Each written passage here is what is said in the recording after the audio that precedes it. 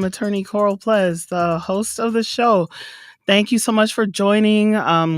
We've been having such great audiences and great calls and great feedback. So I appreciate it because it lets me know that we're bringing topics that people are interested in, and today will be no exception. Um, I'm going to be talking today about financial literacy. And I'll get into that a little bit more in just a short time. But I want to thank Columbia Savings and Loan Association for sponsoring the show each and every week. That is what brings us here, and we appreciate you, Columbia Savings and Loan Association, for your commitment to this show and the service that it provides to the community. I would like for everyone to remember that you can reach out to Columbia at 414-374-0486. That's 414-374-0486 to apply for a mortgage loan. I say this every week, but I don't think I can say it enough that um, you don't necessarily have to be ready to buy your home in this very moment, but you can reach out and make an appointment and meet with one of our loan officers that they can help you get ready to get you in position to buy a home in a later date. They're able to give you pointers, give you tips, let you know what you might need to do just to position yourself so that you're ready. They can let you know what down payment assistance might be available for you too. So please don't hesitate to reach out to Columbia at 414-374-0486 if you would like to apply for a home mortgage. Now, I'm going to also ask, in light of today's topic with financial literacy, also, please don't hesitate to stop by Columbia to open a savings account. That's going to be part of the topic that I'm going to get into in just a few minutes. But open a savings account with Columbia Savings and Loan Association. There's only a $50 deposit to open the account, only a $50 requirement to maintain that account and keep it open. So if you've got $50, stop in and open a savings account with Columbia, and then you can just slowly add to that account over time. It's so important to save. That's part of the financial literacy that I'll be discussing in today's show. So right away, I'm going to give the number to invite listeners to join into the conversation today because this is purely informational. So, not giving any advice, not giving any legal advice, not even really giving any financial advice. So, I'm opening this up to anyone who would like to add to the discussion. Please give us a call here today at 414-444-5250. That is 414-444-5250. If you would have any questions, comments, or anything that you would like to add to today's discussion on financial literacy. Okay, so I'm going to start with the basics, okay? When it comes to financial literacy, first let's define what we mean by financial literacy. Financial literacy is the ability to understand and use financial skills and concepts. That's it, okay? Now, what does that include? That includes skills like personal finance management, so basically how you manage your money, budgeting, and investing. Now, investing is way beyond my skill set to make recommendations about. So we won't get into that particular topic today. Maybe some point I can bring on someone who has a depth of expertise that would like to talk about that. But we are going to touch base in a little more depth about managing your personal finances and budgeting. Um, in addition, the concept of financial literacy also involves understanding financial principles like managing your debt and financial planning. Financial literacy can help people avoid poor financial decisions and achieve financial stability. So it's something that is very important. Um, some of the primary concepts that I identified today that we will talk through. We'll touch on each of them a little bit, but specifically, I'm going to be focusing on budgeting for most of the day today, or most of the hour today. But some of the primary concepts of financial literacy include budgeting, saving, which I mentioned earlier, debt management, and credit. Now, there are lots of others, but we're going to just tackle some of the most basic ones today. But it looks like we already have a caller holding. So, caller, please go ahead. Yes, and good afternoon to you. Hello to you as well. And excuse me, because you already introduced yourself. So I beg your pardon. No problem at all. Please go ahead. Okay, but what I want to ask you a question about when our people when we have homes and stuff like that going on, taking care of ourselves the best we can, and then we have people coming in trying to take over that. But when you talk about home ownership, respectfully, and thank you for watching out for like forever. So excuse me, and don't get mad at me for saying this, but what I want to say though, what I want to say is, when we have our families that had our properties back in the days, and we raised up when we had I don't know, where we should work at and stuff like that. I've been home ownership, and when we used to work at A.O. Smith and stuff like that, we had ownership here in our property. But I guess what I'm trying to say, excuse me, you have people coming now, they coming uh, in trying to take away from what we have. So excuse me. I know that's probably no make no common sense or anything like that.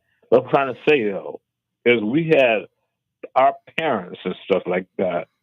We had our homes and stuff like that the best we could back in the days. And then, you know, people come into our communities and they build other houses and stuff like that and raise up the taxes and stuff like that. I don't know if I'm making any kind of common sense, Well, but let me ask you a question so I can try to understand a little bit better.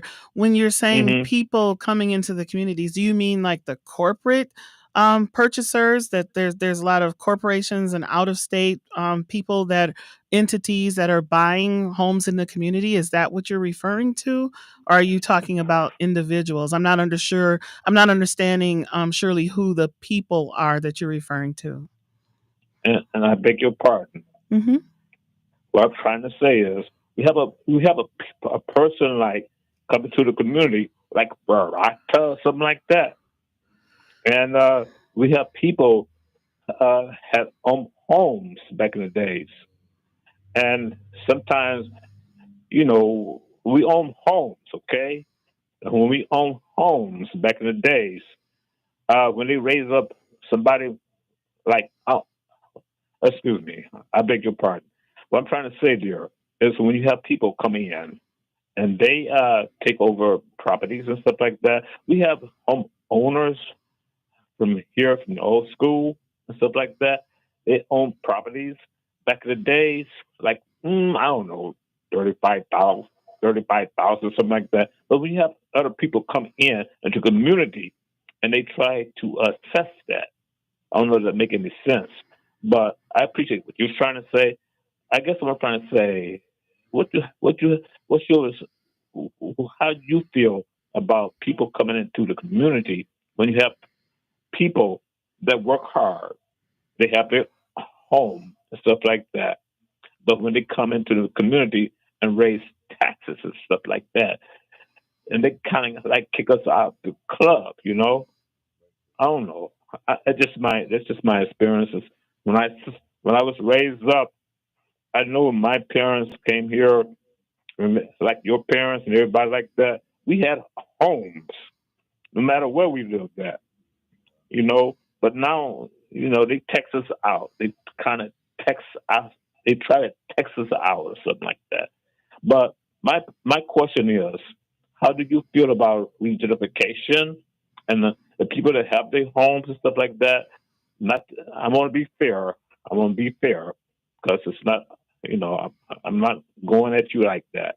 But I'm trying to say, when I was raised up, our parents worked at A.O. Smith before the factories left the city and stuff like that. We had our homes, and we was raised like that, and we honored that. But now, you have people coming in to the community, like Baraka and stuff like that, and disrespecting our people and stuff like that, being renters, uh, senior citizens, or whatever the case may be, young people, or whatever the case may be.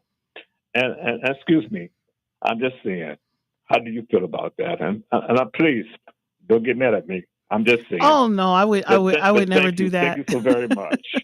Thank you so very much. No, no, I'm not mad at all. And I thank you for your call. I thank you for your statement. I thank you for your questions. And I'll do my best to respond. You asked me how I feel about it, right? So there's no wrong answer if I'm expressing how I feel. So I'll tell you how I feel. I don't like it. Right? And Thank and you. I'm familiar with Beretta Properties. I think that's one that you referenced, and I know that that's a gentleman that has had some controversial issues in the news, in the Journal Mm-hmm. Sentinel a number of times, and I've read about that, and perhaps you have as well. And I believe there was something even recently that I don't know all the details on, so I don't want to get too much into, but Of course not. I can understand that there's been some issues there with allegedly, let me use that word because I don't know the status of any findings, but that some of the apartment dwellings, which is what he typically purchases, larger apartment buildings, that they're not always maintained up to par for some of the people that live there. In fact, I even had a case with my law firm not too long Mm-hmm. ago, maybe 2 or 3 years ago, where there Mm-hmm. was not adequate upkeep at the property during the winter season. And as a result, several inches of ice had accumulated on the walkway leading into the building and out from the building. And one of the residents that lived there was a woman who wasn't even very elderly. She was in her mid 50s, perhaps, but had some issues with one of her knees. And as she was trying to exit the building, stepped on that thick, slippery ice and fell down and had a pretty serious injury. And this was ice Lord have that took, mercy, Jesus. yeah, it Mm-hmm. took days. It took Mm-hmm. days to accumulate. Mm-hmm. So I Mm-hmm. understand what you're saying, and then there are some issues with respect to all of that. And then you mentioned the notion of gentrification, which again, I say, Dee Kemp was on the show maybe 2 weeks or so ago, and she talked about that because someone called and said, well, how do you feel about that? What's the solution? And she said, well, the solution to that is us owning homes. Home ownership. We have to anchor our communities. And you're right, the jobs like the high paying factory jobs, the A.O. Smith, as I know what you mentioned a couple of times, those aren't necessarily available anymore, and the cost of home ownership and everything continues to rise.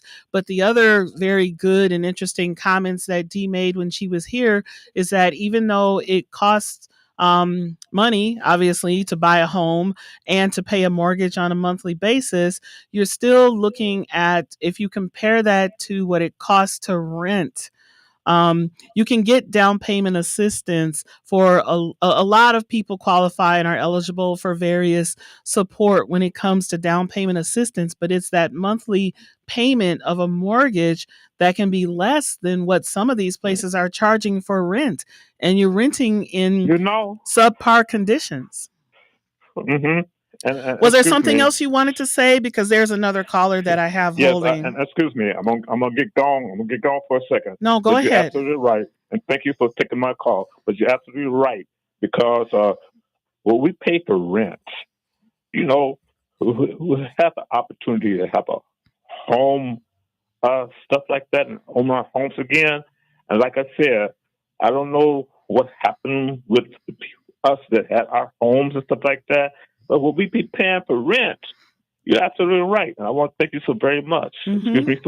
Excuse me for being all over the map, okay? No, you're But fine. You're not all over the map. You're right on point. but anyway, I just want to thank you for accepting my call, and thank you for trying to understand what I'm trying to say, and thank you for sharing that with me. And thank you for calling in and giving us your position. Thank you so My much. position. Thank Okay. you. Have a good day. You do. Okay. Thank you, caller. Thank you for waiting. Please go ahead. Good morning. Am I coming Oh, through?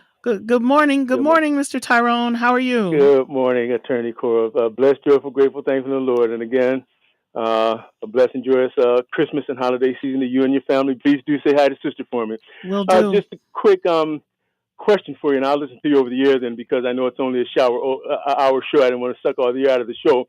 But does it go beyond the common council? Is there a committee or someone that can prevent someone from having the monopoly on renters, properties like Barada or something like that? That's basically just about it. I was wondering, this guy, he's with these boulders and everything. People don't like the boulders, but the conditions that they're in. Is there anyone that is there a committee that can say, well, you've got X amount of properties. That's it. Your limit has been reached, and we want other people to be in the monopoly game other than just you. We don't want you to have the rules and just run the monopoly on it just because it's got to be more than one person running the board there. I'll listen to you over the year. Thank you. Love you. Hmm. Have a great Christmas. Thank you. Yeah. Thank you. No, I appreciate that. And that's actually a good question. I'm going to write that down and I will see if I can't answer that for you the next time we come back because that's a good question. I would like to know what may be behind that because I wouldn't be surprised if there's a good answer for that out there. So I appreciate that question, Tyrone. I jotted it down and I will attempt to respond to that next time we come on. Thank you so much. I don't know the answer as I sit here right now, but we'll go ahead and take the next caller. Caller, thank you. Please go ahead with your question or comment. Just one of both.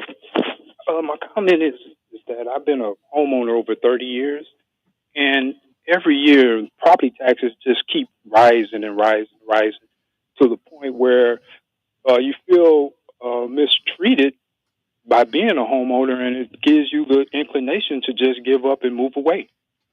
And this is consistent. This been consistently. I've been a black African American home ownership, and I know you promote that in the city, but it is so hard when they can just escalate on these taxes without any inspections, without anything. They just crunch numbers and send you a higher property tax. Mm-hmm. So my question is, what source do you do, or what do you do? Because if you try to protest it at City Hall, they just ignore it. Yeah. That's a very good question that you have. I mean, you're right that there is a mechanism that's factored in once there's a review, and I use that word lightly because you're right, they don't do much in terms of evaluating the property before they raise the taxes, and we've seen a lot of that in recent years. There is an appeal process that you get along with the notice that the taxes are raising. But, there's a reason that they have that saying that you can't fight City Hall, right? And I think your instincts are right about that. It's not that you can't appeal it and that you can't go down and be heard, but it is pretty much an uphill battle if you're asking them to reevaluate the taxes that are assessed against the properties. But I guess I would say the upside of that, and sometimes that's all you have is the upside, is that your property value should also be increasing. Therefore, the equity value in the property should also be increasing. And, just to be mindful of that. I know it could seem discouraging. You made that statement that it can be discouraging and it makes you just want to give up. But just look at the alternative. There's people out here renting that are not building any equity, who are paying as much as or more than a lot of people that are homeowners. So it's unfortunate that that's just how society works, that things cost more over time, but at least the value increases over time generally as well. So I think that's my response to that for right now. But I would just please say, just try to stay encouraged. Well, I appreciate that, but it's just very discouraging, especially when you're promoting home ownership for African Americans. They make it so hard. They just assess you with so much, such a heavy levy on your property taxes, Mm-hmm. and you don't get it back from the city. What they do as far as plowing streets or alleys, or sometimes the trash pickup is one day this week, one day next week. They're not on a permanent schedule, so Mm-hmm. it's very hard being a homeowner here in Milwaukee. It really is. Yeah, yeah. Nope, I'm not saying it's an easy thing, but it's still the a recommendation that I personally would make, as opposed to renting for all of the myriad of reasons that we've talked about. But Well, it's a personal choice though. So every person has to do what's right for them and what's best for them. all righty. You have a good day. Thank Thank you. you. You Hmm. have a good day as well. Okay. So yeah, I appreciate that. People are interested in the topics, and I'm looking at the time. Though here, Jermaine, I'm figuring that you're probably going to cue me any second. Okay, but keep the calls coming. It looks like there's another one holding. Maybe we can take that call when we come back from the break. The number here is 414-444-5250. We are discussing financial literacy today, and I plan to talk about budgeting. Okay, we'll see you after the break.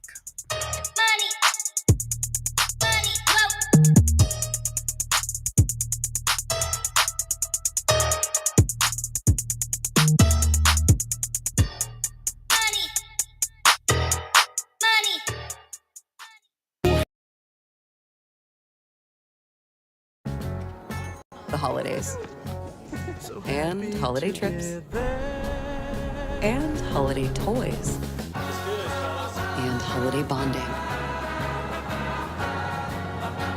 And it all comes together in a Chevrolet. Find your red tag. Get 1.9% financing on all 2024 Silverado 1500 pickups. Plus, get $3,750 total value on this Silverado when you trade in an eligible vehicle. Chevrolet.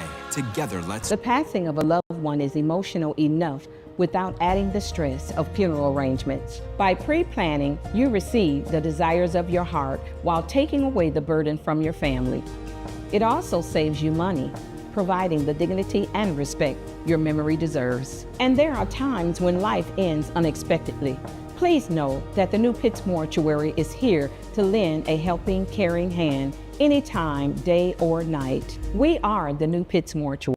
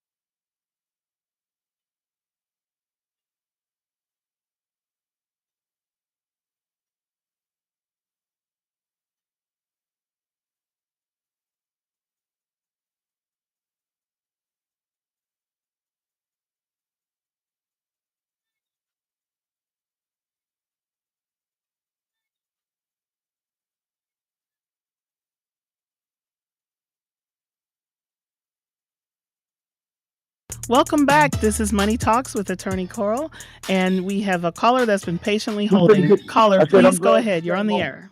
I'm finna get this out of get in the back of this thing, so I just started cutting the whole thing out of the way. Caller, Running the wheel away. Oh yeah, we still working. caller, Yeah. you're on the air. Okay, Okay. All right. Well, maybe the caller will call back. I think he was on hold for a while. Um. Okay. So was that okay? Never mind. All right. So if he calls back, then we'll go ahead and put him through. But I don't think he realized that we came back from the break. Oh, looks like there is another caller holding. Um. We'll go ahead and keep with the program, and then that way, if I can always interrupt and allow people to speak. So, all right. So one of the things, the next thing that I wanted to talk about is what is the golden rule of financial literacy. And it's simple. It's a simple thing to say. Let me put it that way, but not the easiest thing to do. Spend less than you make. Right. That is the golden rule of financial literacy. Now, it may seem obvious, um, but spending less than you make is by far the biggest key to financial success. If you struggle with your spending, focus on this one rule until you're at a point where you have a positive cash flow at the end of each month.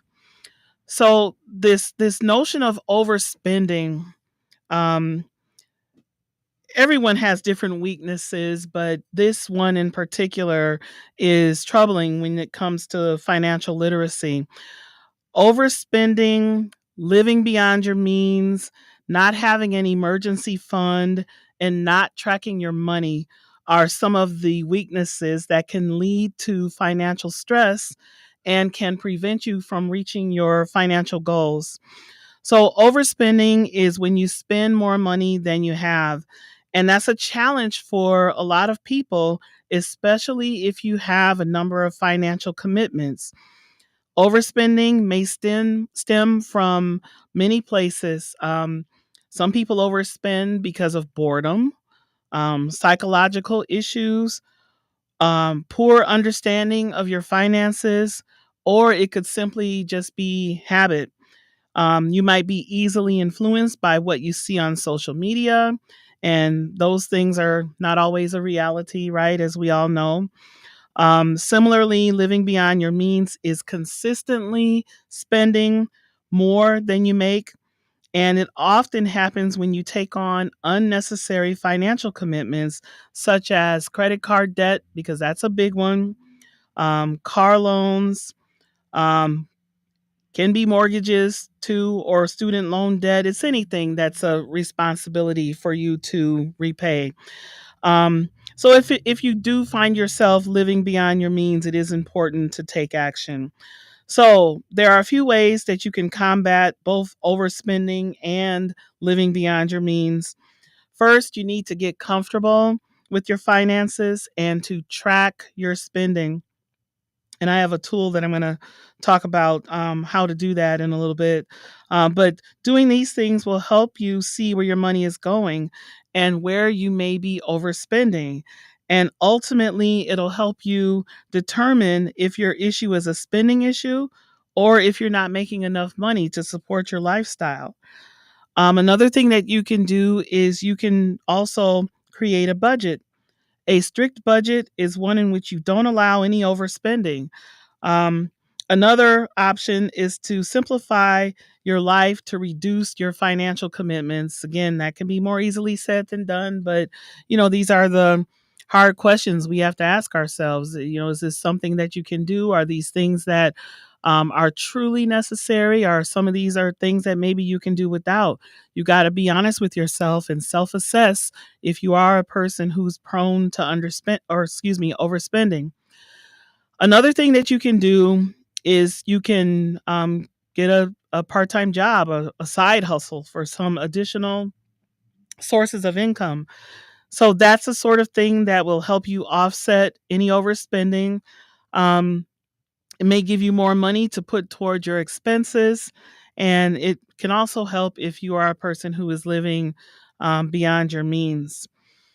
Before I get into budgeting, because I do want to take some time to talk about that today. But before I get to that, I want to also just mention um, another financial weakness is if you don't have an emergency fund. An emergency fund is, just to call it, a savings account where you put money for unplanned events, such as a car accident or a sudden medical emergency, or even something like a job loss. Having an emergency fund is important for financial security. Unfortunately, a lot of people don't have an emergency fund. So it's hard if you're living day to day, right? It's hard if you're living paycheck to paycheck. But that's part of the reason that I mentioned that you can come to Columbia and open a savings account for as little as $50 and then just add to it, little at a time as you can. Um, It'll take some time, but eventually you'll accumulate sufficient funds that you can refer to as an emergency fund. That way, if something comes up, let's say for instance a car repair, um, you can handle that. I mean, those are the emergencies, the situations that life throws us, and we need to be ready to be able to handle things like that. Or something, for instance, a job loss. That's another example that I gave. Um, so if you're spending money on subscriptions such as streaming services and those sorts of things, look at those things and see, what are you really using on a regular basis? Because a lot of times those things can pile on. I was talking to someone the other day and they had a little over $200 a month in streaming services that they weren't even using and just kind of lost track of it. And they don't care as long as they can pull that money from your account. It keeps you from building this cushion. So I just say that as an example. Um, that's something that you might want to look into. They have those that they'll give you 7 days free, right? If you sign up now, and you sign up and then you have to cancel it after those 7 days. Otherwise, they will start charging you. Those are the sorts of things that it's easy to forget about. And you may have money that's being pulled from your accounts that you're not even utilizing the benefit of the service that you're paying for. So, again, it's just something to keep in mind when you're looking at the importance of setting aside sufficient funds to have an emergency fund. Sometimes you got to stop the leaking before you can accumulate enough money for an emergency fund. Okay, so the number again here is 414-444-5250. That is 414-444-5250 if you'd like to join the conversation about financial literacy. Questions, comments, it's all welcome. Um, so I'm going to move on though, and I'm going to talk about budgeting, right? And I'm going to talk about budgeting um, um, just in very basic terms to define what is a budget. Okay, so a budget is the process of creating a plan on how you are going to spend your money, right? So, very basic. We hear these terms and we think we know what it means, but to actually put it into words and see, all right, this is very basic. A budget is the process of creating a plan on how you're going to spend your money. Creating this plan or a budget allows you to determine in advance whether you will have enough money to do the things you need to do or that you would like to do. If you don't have enough money to do everything you would like to do, then you can use this planning process to prioritize your spending and focus your money on the things that are important to you. Since budgeting allows you to create a spending plan for your money, it ensures that you will have enough money for the things that you need and the things that are most important to you. So, following a budget or a spending plan will also keep you out of debt or help you work your way out of debt if you are currently in debt. So what's the one of the first questions that you'd like to ask yourself before you take on the task of planning a budget for yourself? Um, do you know where your money goes? All right, so that's the question. Budgeting is about understanding how much money you have and where that money goes. Then coming up with a spending plan that works best for you. Even if you just make small changes, it can have a positive impact on your overall financial situation. So, budgeting is practical, hands on planning, and there are some tools. Um, I had one that I used, and I'll give out this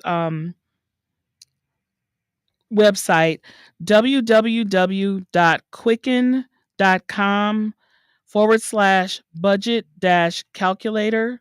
That is www.quicken, that's QUICKEN.com/budget dash calculator, because that's a helpful little free online tool that I came upon, that you can um, enter in your specifics. Like, it'll prompt you how much money you earn, what's your gross pay or what's your net pay, and then what are your expenses, and it'll kind of walk you through, what do you pay for your mortgage, what do you pay if you pay rent, what do you pay for this or that, and it'll go through basic expenses that you have.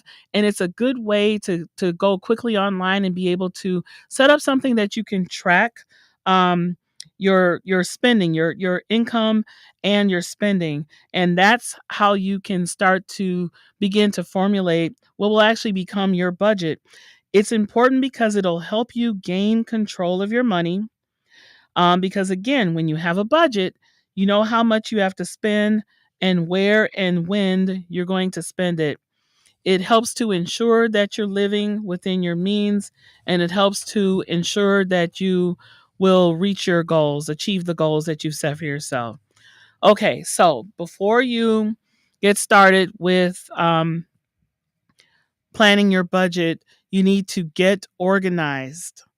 And that sounds, again, I know like some of what I'm saying is just so basic, it sounds like common sense, but these things are small, but they're so important.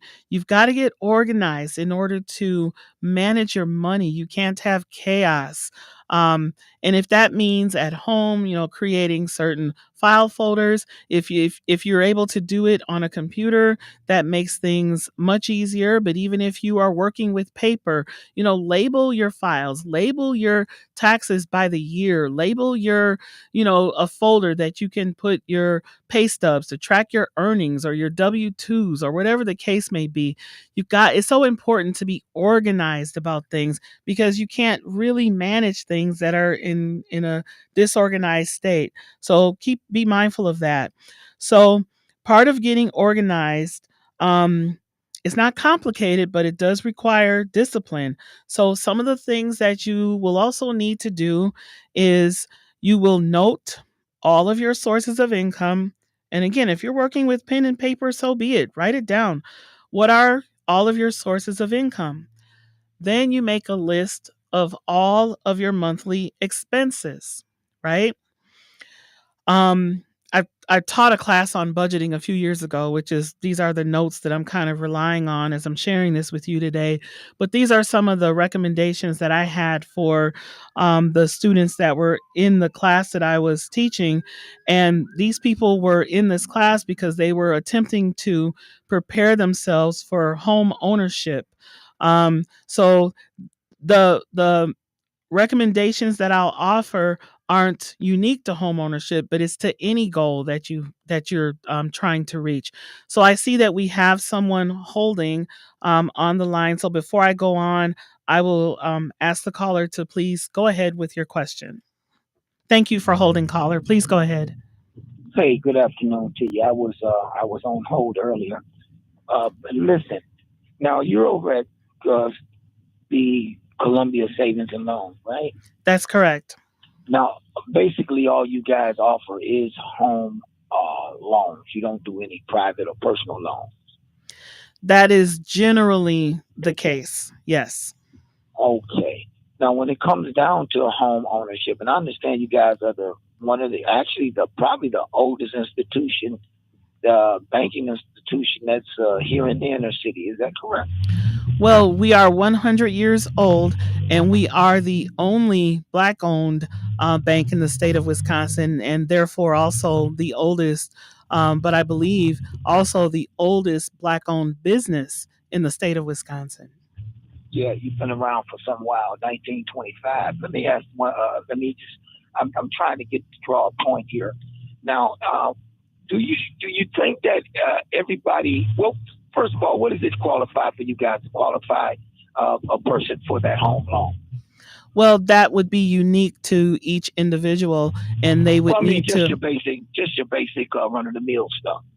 Well, obviously, we look at your income, we look at your credit history, general statements that I can make about it because I'm not one of the loan officers of the bank. I'm the bank's attorney. So, what I encourage, and that's why I always give out the phone number for the bank, if you'd like to know, or if any person would like to know their specific qualifications, they should meet directly with one of our loan officers. They're So I'm best glad suited you to said answer that. Now those.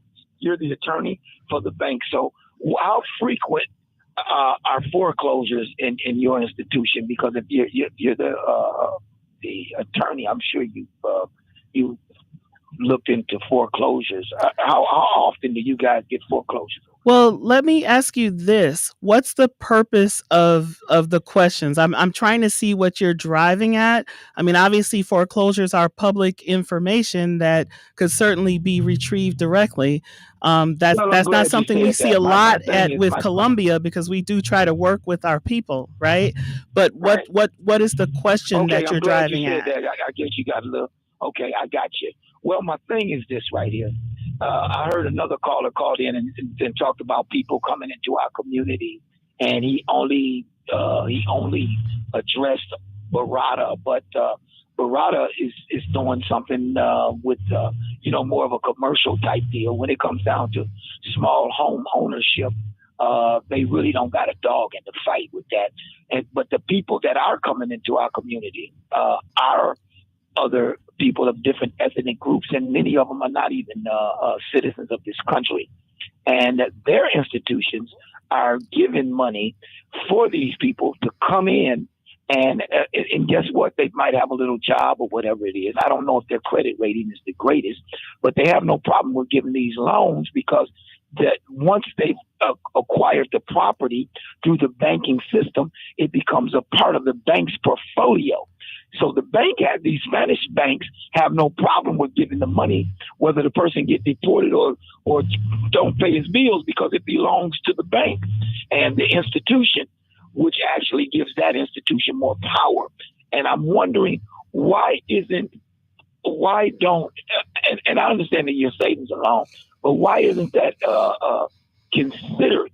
Because these people are coming into this community with no money really, and the institutions that are loaning them the money is only interested in building their portfolio. And some of them, God forbid, doesn't even live in this community. They're from California, Florida.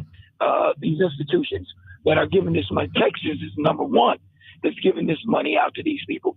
Why aren't we a little bit more liberal, knowing that the product is still a part of that institution? So you're speaking in kind of general terms. So I guess what I would ask you is give me the names. You mentioned that there's a Hispanic bank that's giving money to people that's allowing them to purchase homes. Give me the names of these banks. I'll research it and I'll come back and I'll talk about it. Well, what I can do is I give you the name off the air because I wouldn't want to be, certain things we just don't. I just wouldn't want to do over the radio. But Well, right. since I mean, but the that's what you're asking me the to do. knowledge is available. Listen, the knowledge is available, and these are institutions that are. I mean, they're flooding, and it's not illegal what they're doing. It's not illegal what they're doing. But what they're doing is that they are putting us there. They've got a stake, and they're driving an even deeper stake in our communities. So it's not illegal now what they're doing by no means, but they're not fearful in lending that money because it belongs to the institution. that property belongs to the institution. It builds a portfolio for them. And you guys probably have a pretty huge portfolio. I don't know what the bank is worth or what it holds in assets, but I'm sure that for 100 years it has some assets. You understand? So I wanted to ask that question. Why isn't the bank a little bit more liberal? But you already said you're not a bank officer, or you're not an underwriter for the bank. You are the attorney, and I want to see where you were going to go with that. And that's the reason. That was my question about the foreclosures, because these other banks don't care about the foreclosures because it belongs to them, and they're going to get you right out, start procedures right away, get back, get a new person in, and keep the ball rolling. And the lucky person will be the homeowner. And one other thing, sometimes it is cheaper to rent for certain people. Everybody's not built to be a homeowner. Homeownership comes with a lot of responsibility, from shoveling your snow, raking your leaves, to taxes. I mean, water bills. A lot of people lose their houses because of water bills. And I want to say this.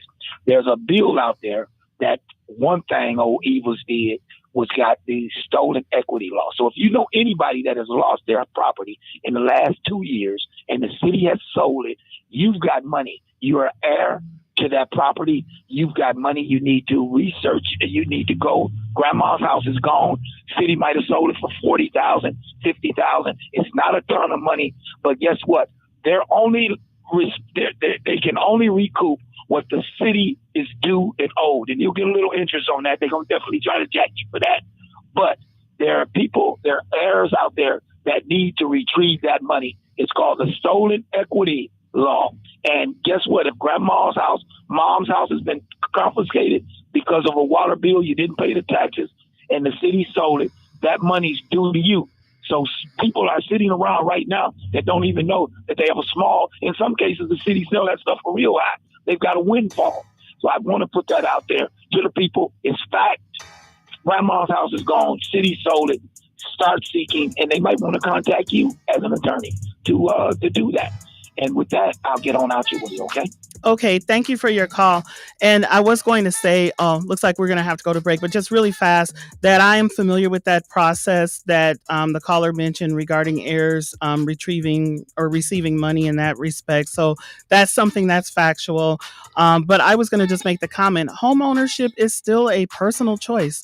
It's something that we encourage. We know that it builds our communities. And if people don't see it that way, some people are going to have an adverse position. Then you can stand on your own principles. But we do have to take a break, and I'll come back and address some more of the comments from that caller. Thank you.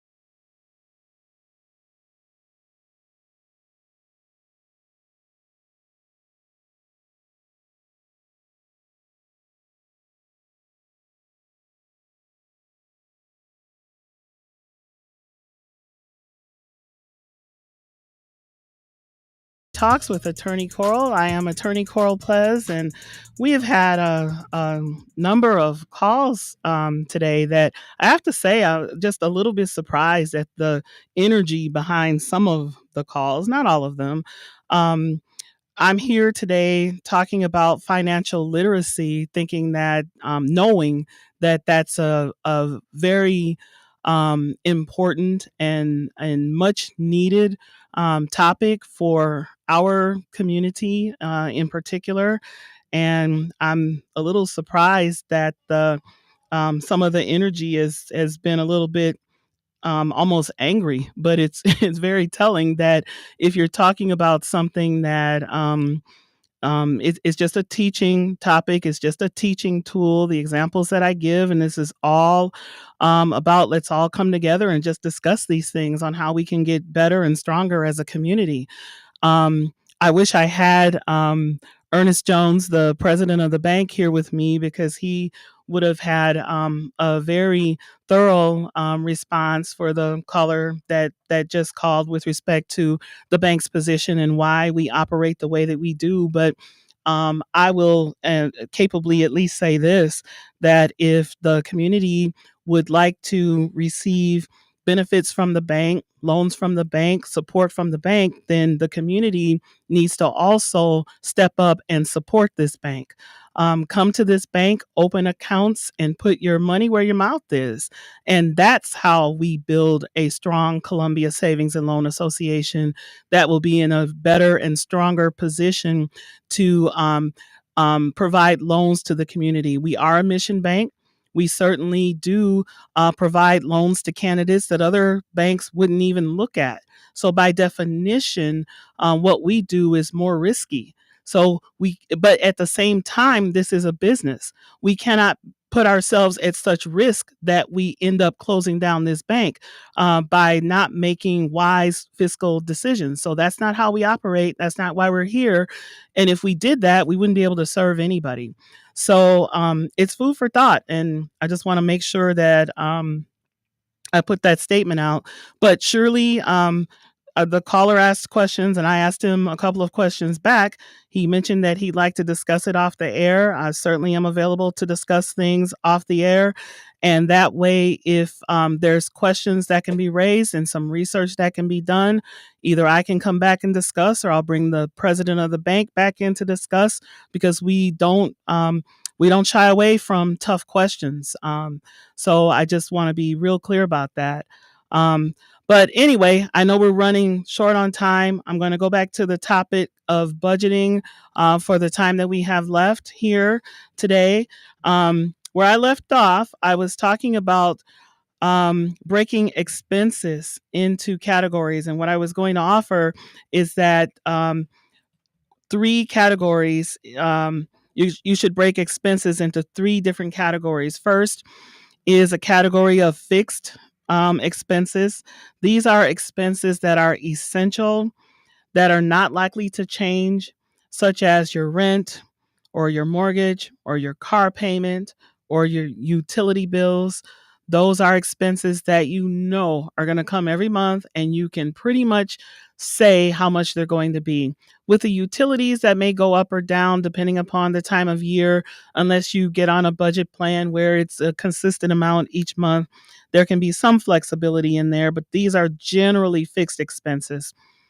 The next category includes excuse me, flexible expenses. Now, these are also necessities, but the amount may change from month to month, such as groceries, such as gifts, or something like medical expenses. And the last category of expenses is discretionary expenses. So these are things that you have a choice about. This is money that you don't have to spend, but you may choose to spend, such as movies, new clothing, or eating out. So you break your expenses into these three different categories so you can kind of prioritize them. Um, you total your monthly income and expenses. And if you are showing higher expenses than you are showing income, it means that you've got to make some changes. Otherwise, you're operating at a negative. You make adjustments to your expenses if you are operating at that negative, and you look at your flexible and your discretionary expenses in order to find the areas that you can cut, right? You might not be able to cut your rent or your mortgage, but you may be able to cut how much you spend on clothing and so forth. You review your budget monthly and you compare what you spent based on what you've planned to spend and see how well you've done and where you might need to improve. So it's a big topic. I took a small bite out of it today. We'll come back and we'll talk about all of this and more next time, and we'll be able to go into a little more depth and take even more phone calls. So I appreciate everyone for listening. This is Money Talks with Attorney Coral, sponsored by Columbia Savings and Loan Association. Please reach out to us at 2020 West Fond du Lac Avenue or 414-374-0486. Come to Columbia. Put some money in the bank, open a savings account, get yourself set up for financial success. Thank you so much and have a wonderful week.